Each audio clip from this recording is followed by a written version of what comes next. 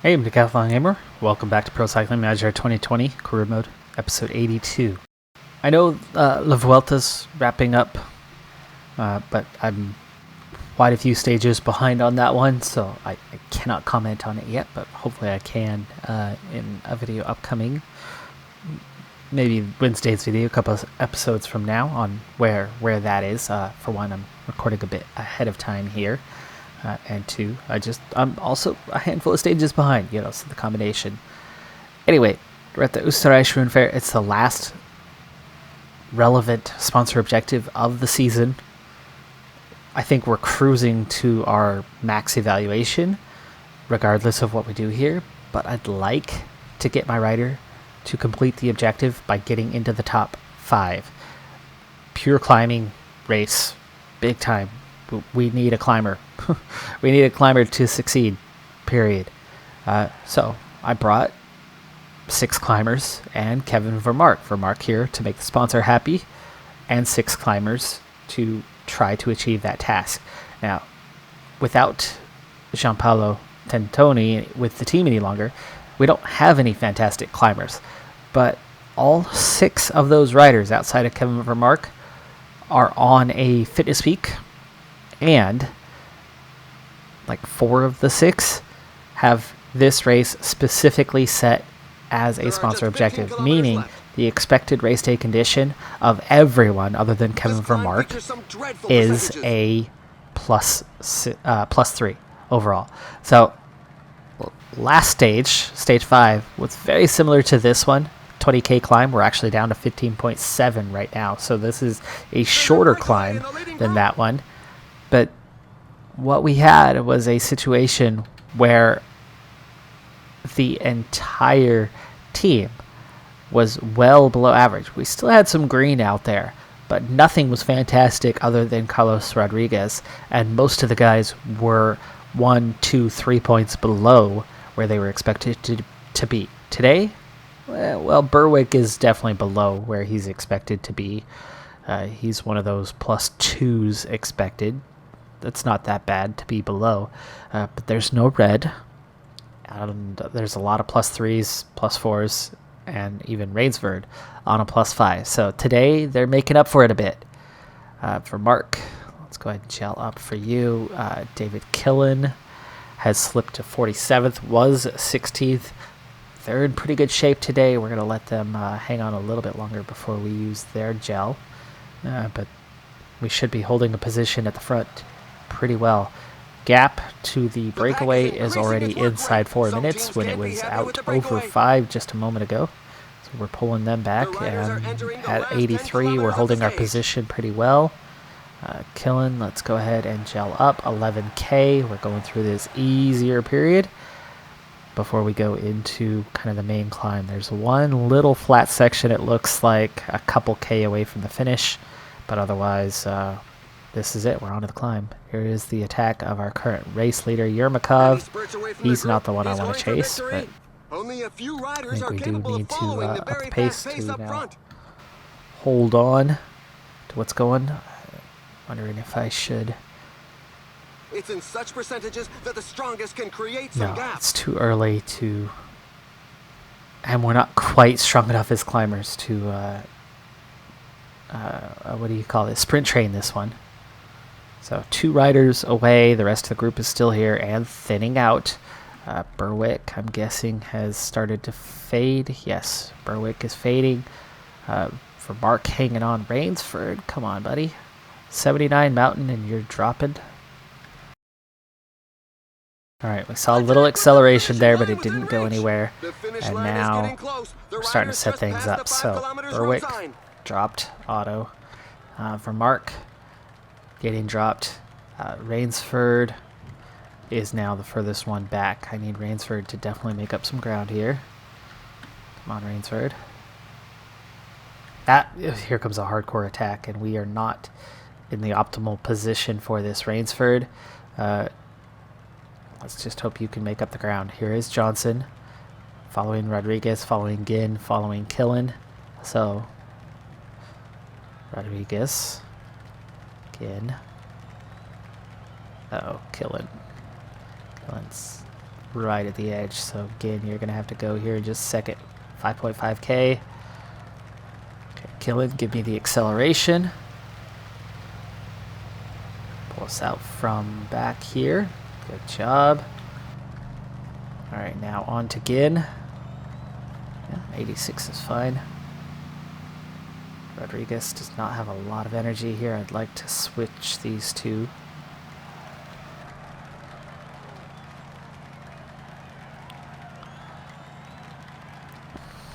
So Rodriguez, go ahead and take over the chase. All right, now this is looking a little different. There is Yermakov, Guerrero, Tollett. That's that top three. Mollberger, Yates, Rodriguez. That's your sixth. So we do need to kind of keep pursuing this if we're going to crack the top five. 4K to go.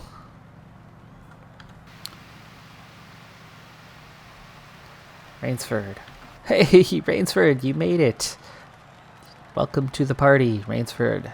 Jump in behind Gin. And a big acceleration there. Was that little flat section. It was just over 3K out. Rainsford, gel up. Johnson, gel up. Gin.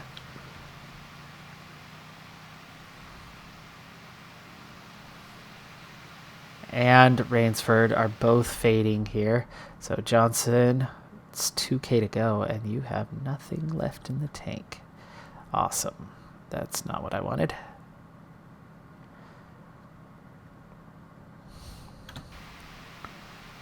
Protect. Come on, Johnson. 1.8, and you're going backwards. Not cool. Why is he so tired? He's at 80 mountain rating today. I mean, why is he running out of energy so dang fast? We weren't pushing tempo here. We weren't riding hard. How are these other guys out climbing you? Disappointing, son. Disappointing. Congratulations. He resisted the comeback of the pack. You're grounded. We're waiting for the tail enders. Mamedi, Yermakov. Yermakov only gets the second. We can't catch one breakaway rider. Just outside of the top 10 for Johnson. In 16th, Gin. Still up there in 19th. Rainsford takes 21st. Yeah, not a good finish. Johnson should still be in the top 10, as he was very close to those guys, but not necessarily, actually. We only had a 30-second gap to 11th. He might be down to 11th. Here are the race highlights that we've selected for you. We'll see if he hangs on to a top 10 position. Really disappointed, though, that he faded that quickly over the, 2-kilometer stretch. We weren't even pushing hard. I mean, we were going at an 85, 86.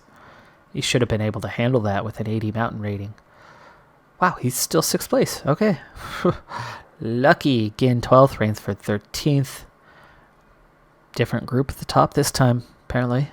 Yermakov, minute and a half clear in the lead. 6th place for Zach Johnson. Okay. Huge gap in front, though, but it looks like our top 10 is secure. With a 100% win record, Sonny Colbrelli took the third and final sprint stage of this race in stage 7. So now in the final stage of this race, we have a punchy finish. Not much should happen.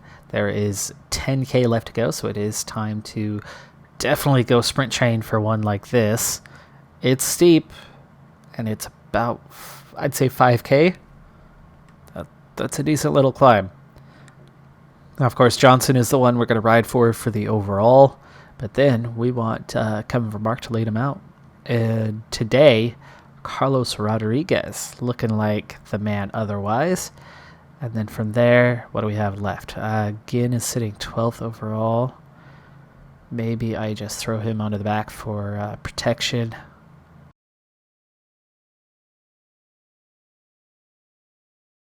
All right. So we set off Berwick on his way, 9K to go. There's the breakaway group. We are just about to bring them in. And then we're setting ourselves up. Hugh Carthy wasting his energy now. That's a shame. It's a strong climber. I mean, isn't he... Oh, he's 14th. I was going to say, I thought he was in the top 10. 6K to go. Start gelling up on this next group of guys. Okay, we're already coming up on the base. Berwick. Oi! Entering the last 5 kilometers of the Killing. stage.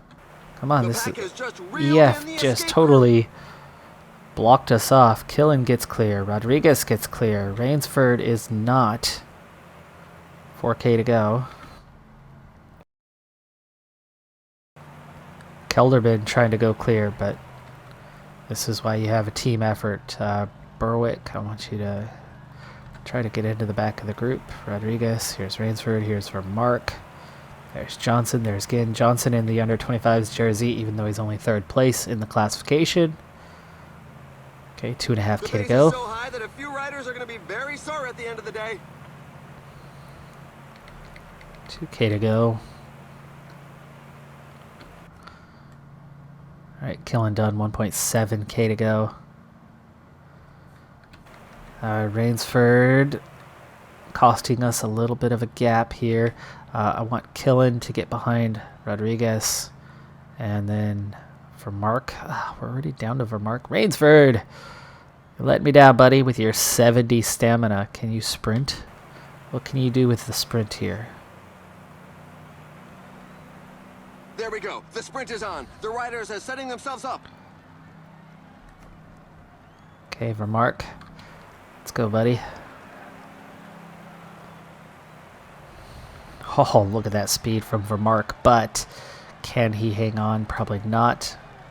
Does Johnson have enough to go here? Johnson's in a strong position. Vermark fading, no red bar. Johnson still coming on. Tollett takes the win. Can we get a podium? No, we're going to just miss Tejada. Kevin Vermark 3rd. Okay, we do. Vermark held on for the podium. Yermakov, Mulberger, Johnson grabs 6th. No gaps at the front, so I don't think times will change at all. Gaps are pretty big anyway, so that's a 6th place finish for Zach Johnson, who literally took 6th on the stage as well, so go figure. Random race for you, just to finish. It's stage 9 of 13 at Qinghai Lake. A lot of sprints for this one, and not a lot of great sprinters actually here. So as we have 8K to go, I'm going to start turning the screw a little bit. And Alves Machado on a +2, Jamon on a +3. They actually have a decent shot. We'll see what, if anything, they could do with this one. Just wanted to kind of get out here and see if we could actually win a sprint for a change. I think if there's ever a chance, it's a random race like this one where nothing matters. So Eric Butt, the last non-sprinter here as we go forward. Let's go ahead. Inside 3K. Grant again. Bring it up. He's going to do slight damage. Wow, these guys going at 2K out. Little early there. Little early, Monotoglu. German. 700 meters. The fast pace at the front is too much for several riders. Okay, Alves Machado. 400 meters. He's got a shot. He's got a shot. German also. Oh, this is going to be so close. We're going to lose. Halverson takes it. He was the favorite. So close. German and Alves Machado right there at the finish. Nearly able to overcome Halverson. Both on the podium. Not quite enough. We beat out some decent sprinters. Melier, Stannard. Just not the top guys. Degenkolb in the group. For the tailenders who continue to close. Can't quite here are the race get there. highlights that we've selected for you. We definitely were able to come on a little bit stronger at the end, having a little bit left with Alves Machado, but it was that 4K to go stretch where everybody else was already sprinting. Or is that 2K to go? 2K to go stretch. No, it was further out. It was 4K. They were already sprinting, and we lost our advantage in position. But then the moment we started to sprint, he quickly burned through that red bar. So I was trying to hold out a little bit longer.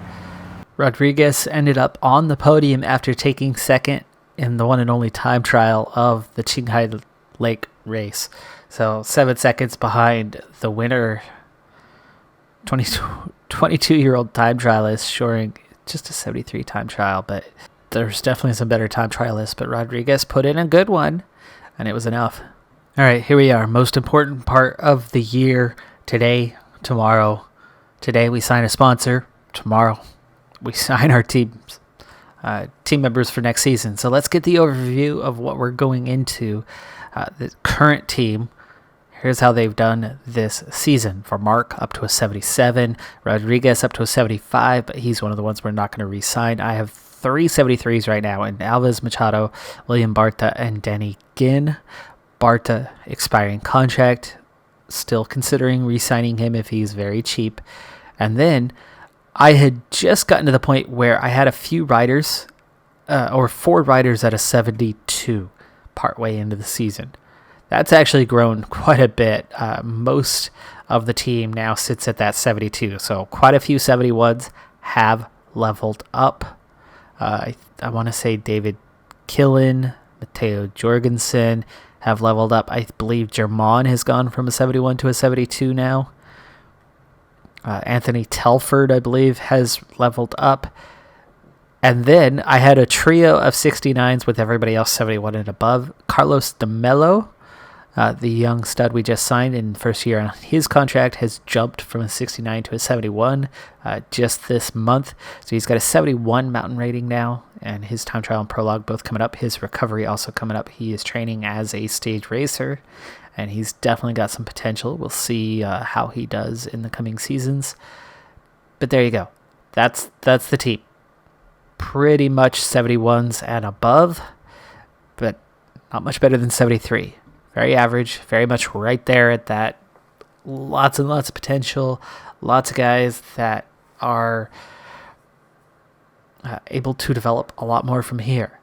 But we're still lacking that firepower that's going to bring us back to the World Tour. For Mark's not going to do it alone, I don't think. And Rodriguez is going to want stupid money. And, well, he's only just gotten a couple of results recently. And it's all time trial, nothing else. So, not worth it. Really, really not worth it. I'm going to miss that 75, but not worth it. He's just starting to show something in 3 full years with the team. And he was our most expensive rider until Kevin Vermark this season. So the last 2 years, he's been our most expensive rider. 100% evaluation on the sponsor confidence. So we are going to grow one way or another. NCA, New Zealand Auckland, what do they want? They want to give us an $87,000 budget. That is better than both of our other options. The estimation max, though, is better on the other 2 options. We have on Norwegian side, Viking. That is a cool sponsor, but I'm not here for the cool sponsor, especially when it's $4,000 less per month. I need all the money I can get my hands on. For Tillicent, a French sponsor coming in with an offer. They want French riders. They want Rhone Alps riders. I really don't have anything to suit either of those. The only good thing is the estimation max that comes with either of them. The French one is potentially the best option for us, potentially. It's within 1,000 of what NZA is offering for next season, and it has a higher max estimation, also the minimum part of that estimation, meaning they could potentially outgrow NZA in one season. But I think I'm going to stick with NZA. I'm going to extend for another season, and then next season we'll look to a new sponsor. We've made good headway with our Australian side this season, and they're happy with what we have, even if they're from New Zealand themselves. Quick breakdown of what we have coming back for next season. With Carlos de Mello jumping from a 69 to a 71, we now have a team of 71s and above, which is nice. It's good balance. They support each other well. They don't excel. They're not outstanding. Even Kevin Vermark, I mean, he's got punch, but that's about it. we've got quite a bit of salary tied into him, but that's the problem. We're at that stage where we're kind of maxing out what we can do on minimum or near minimum contracts and making the best of it. And kind of dominating with that group on lower level stuff. The higher level stuff, they can't quite compete. But with such a tight budget, we're making the most of what we've been able to do. Every season, though, that budget's getting a little bit better. We're going to have $44,000 to play with for this upcoming season. We definitely need to get in there and re-sign some guys, because right now, our current index is 32nd. That's going to absolutely drop. And yes, I think we can confirm, potentially anyway, finally understanding how this index works. 74 points, right? That's an average of 74 of our top 3 riders. Kevin Vermark, right? If you throw 3 points off of this to bring it to a 74, 1 to get Denny Ginn makes him a 74, 2 to Jorgensen, that's 74 top 3 riders. So now we know. We want to improve that. We can improve that. Let's start with the dossiers. Okay, the last guy we added, how did he drop? Oh no, that was the last one I added in. Wykenkis was a 71 2 weeks ago. He has leveled up, is now a 73, 18-year-old sprinter without a team, and he just leveled up. He was a 70-73 in sprint. Now he's a 71-75. We got to 95%. He improved by 25, but he comes up just short of 100%. Everybody else, 100% interest. That's good. Pavel Rodriguez, 2 weeks ago, was a 74. Now, him being a 76 is fantastic, but him being a 76 today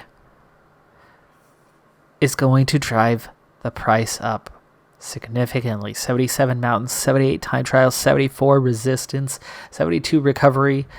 This is your team leader. A 74 becoming a 76 after signing is beautiful.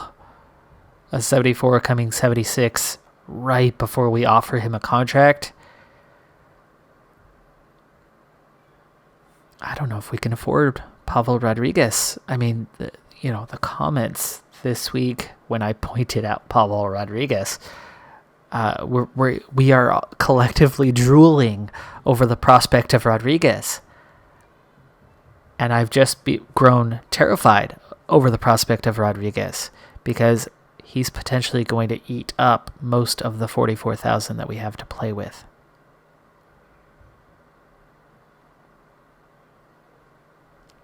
Let's try, though. We'll see what we can get him for. 16,000. I would happily pay that. Oh, okay. 11,000 for a starting. 3 years. Absolute leader. Will drop just a hair. He's got some patience too. And that's close. Will this be enough? 11,600. Look at that index jumping up as we would sign a 76. He would boost us by a full point, I think. Uh-oh. He still has patience. We're okay. Oh, it's like a 98. 13.6. I said 16's enough. We will sign Pavel Rodriguez. We will sign Pavel Rodriguez. We got him. 13.6, though. That's a little costly. That's not bad. It's not bad. I mean, 44,000 to play with. We still got 30,000 left. Next, the ever-important re-signing of Alves Machado. He's equal on our top sprinter. He's got the potential. He is still very young at 22. He's going to continue to grow over the next 3 seasons. He could become a huge, huge member of this team. Minimum contract. He's not going to go for a minimum contract this time. He's a 73. He's got Continental reputation. He is developing. Hopefully, though, we can still sign him for under 10. Not a whole lot of patience here, so we'll see what we can do. 9,200 is what he was asking straight up front. We're going to go for that and see if we can get him. Salary wasn't perfect, but with the role, the length, the interest, it comes out to be enough. And we sign him right on the off for just under that 9,000. Also, that's a boost to the team index. Don't want to spend a lot of money on German. Shouldn't be that expensive, but for 6,000 or less, we need sprinters. We really need sprinters, and German is definitely the top lead out guy supporting the two primary sprinters. Ben Moreno, fairly balanced, has come from not being very good to a 72 pretty short period of time, has high potential. As long as it can be done cheaply, I want to re-sign Moreno.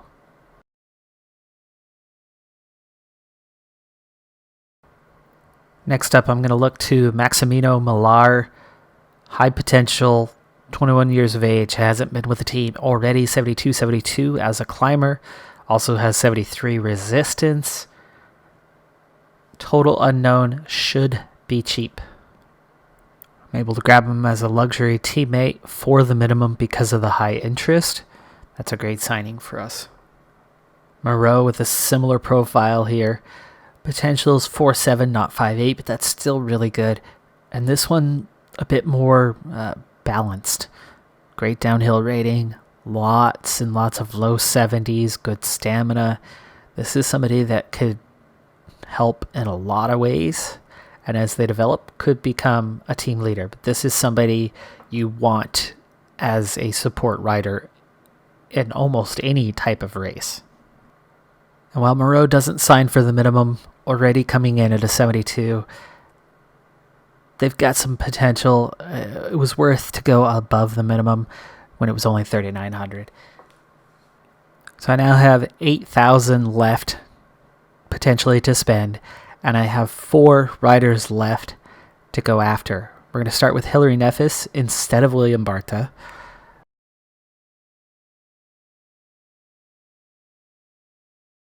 I need another sprinter. Wykenkis is going to be able to do a lot of things, could have a lot of potential in any number of places, but I do like that acceleration that they come in with. They could easily be a puncher if we wanted them to, but Wykenkis, high potential, 18, and just made a huge jump. Let's see if we can get them for cheap. And we can. And there you go, there's one more. So far I have 8 expiring contracts, and I've signed 7 riders. So at the moment we're down 1 from our current roster size. We're definitely looking better than we were this season. We're down to just under 6,000 left to play with in terms of budget. Michael Garrison, high potential, 5'8", signed with us at about a 65, is now a 71. But was a 71 to start the season. How much more do I expect from Garrison? I know there's more development in Garrison, but how much more development? If he's already come, and actually, when I signed him, he wasn't a first-year brand new regen. He was a second or third-year regen. He was one of those who started at around a 61. So he's improved about 10 points. With 5'8 potential, you figure he's got 3 or 4 more points in him, maybe. And what's he going to do, right? What does he do with that? So I'm going to look elsewhere. And finally, I think we might have found our little diamond in the rough. So Mishik Smith, American rider, I targeted him last season. He was with EF, but he only had a 1-year contract. It expired. He's got 5'8 potential. And he's got 100% interest because we targeted him last season and just didn't get to it. He developed up to a 70, so he's okay. Mountain time trial are there, so he's got good recovery. Other than the resistance, this very well could be a stage racer type guy. Let's go ahead and see if we could spend our final bit of points and get this guy signed on. Oh yes, yes we can. And there you go. Last guy signed. That's going to be it. we'll go ahead and take a look at what we have. All right, so we have 8 out, 8 in. 3 of those are returning riders. 5 new riders coming, all with high potential and really a better set than what's going out is coming in. We only have the one lower rider in Mishek Smith. We're going from, well, moments ago anyway, we had a trio of 69s. Now we're going to have a single 70. And then we had a handful of 71s. Now we're going to be down to just a few guys. I mean, look, Zach Johnson is one of our 71s. He's a pretty good rider. A whole team of 72s. We've got a few 73s, a 76 and a 77. So we're still lacking a third team leader, but we're going to be up to 2 team leaders now for next season. And then as we continue on, and no, we're not going to make it back to the World Tour. I knew that was inevitable, but I do think we're now 1 season away from that happening. Okay, and here's why. For Mark, we'll still have that 1 more season to go, so we will have him going into next season. And then we have Pavel Rodriguez, who is looking likely to be very nearly an 80, and those guys alone really could have us on the verge of being up there, especially given any one of our 72 or 73 riders living up to their potential, because most of those guys have 5.8 potential. So all we need is one to make a big jump and be a 75, right? One guy is 75 with the trio there, and suddenly we have a 76 average. And that index pushes us into the top 18, I think, or just about. In fact, let's see currently where a 76 kind of index might place us. You can see right now with 3.5 stars, where we sit is 23rd, and it's pretty good. A little bit more would have us 11th. Now, that is not where these teams are going to be in the near future. We've made it into 3.5 stars, and it looks like we're comfortably 3.5 stars, but we're definitely not pushing 4 stars. I mean, there's a big jump to there. So what we have is a team that I think will definitely easily make it to Continental Pro this season, top 38, not a problem. Remember, we barely qualified for Continental Pro right at the end for Mark leveling up. This time, I think we're comfortably middle of the road Continental Pro. And then with that little bit more, and with one more big signing potentially, or huge development internally, I think next season we can go all out on that and get ourselves pushed back into World Tour, and hopefully be in a position to retain that. Pavel Rodriguez can really help with that, because we now have 3 seasons ahead with him, and we have 2 with for Mark, but again, that'll be down to that last season next time. I think he can get us up there, but retaining him and keeping him for another contract, that's going to take a lot of money, unless he doesn't develop much from where he's at now, in which case, yeah, maybe we can afford to re-sign him for 20-something thousand a month and pretty much use a good chunk of whatever budget frees up. But remember, he's already on an expensive contract, so that money goes back into the pool. And as long as we keep hitting sponsor confidence and keep raising those funds, then we'll have more money to play with, and maybe we could actually keep him on a permanent basis. We can see just how strong all 5 of these riders are. Smith, a little further down, he's got a little more work to do to be effective for us. However, expiring contracts for this next season, Amanatoglu and Rainsford. That's it. Amanatoglu and Rainsford. I should have no problem re-signing those guys, and then we will be looking outside and absolutely looking to spend that money on a top rider of some kind. So next season's objective is absolutely to get back into the World Tour. Breakdown of the team, very similar right now than what it was. You can see we're a little stronger time trial now than what we've got, but guaranteed with the high potential and how young this team is, we're looking at German at 26, now the old man on the team, and like Henkes at 18, and Pavel Rodriguez at 22 with their potential and already 76s and 73s. Is this our next golden generation? We've definitely signed a good group coming into next season. I'm excited for it. I'm Decathlon Gamer. That's going to do it for this episode. Be sure to hit that like button, and I'll see you next time. Have a good one. Be safe out there, and bye for now.